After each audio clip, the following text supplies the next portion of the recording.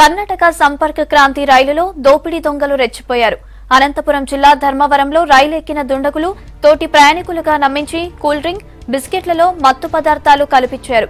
దీంతో 6 ప్రయాణికులు స్పృహ కోల్పోయారు. దీంతో వారి నుంచి డబ్బులు, బంగారం, సెల్ ఫోన్లు చోరీ చేసి వెళ్లిపోయారు. బాధితులు 12 గంటల పాటు మత్తులోనే ఉండిపోయారు. సాయంత్రం కాజీపేటలో వీరిని గుర్తించి ఎంజీఎం హాస్పిటల్ కు తరలించారు. ఇందులో 4 కోలుకోగా మరో 2 రాత్రి వరకు కూడా అపస్మారక స్థితిలోనే ఉన్నారు.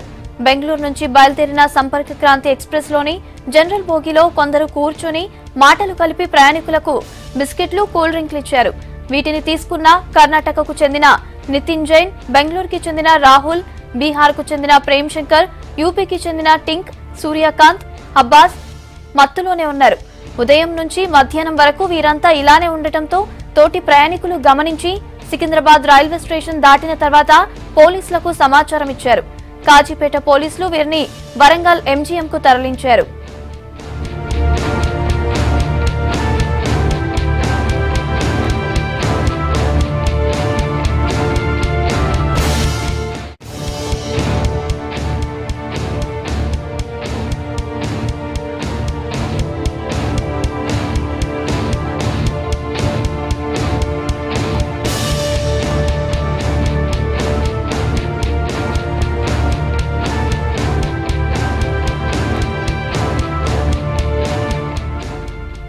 కర్ణాటక సంపర్క క్రాంతి రైలులో దోపిడీ దొంగలు రెచ్చిపోయారు.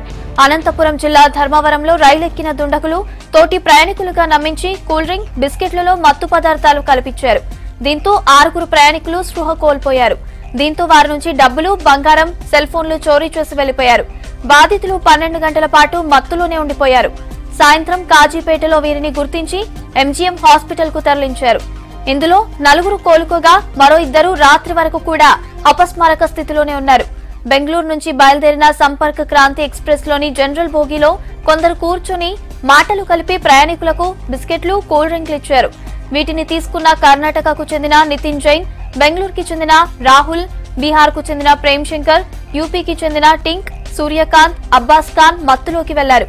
ఉదయం నుంచి మధ్యాహ్నం వరకు వీరంతా ఇలానే ఉండటంతో తోటి ప్రయాణికులు గమనించి సికింద్రాబాద్ రైల్వే స్టేషన్ దాటిన తర్వాత పోలీసులకు సమాచారం ఇచ్చారు.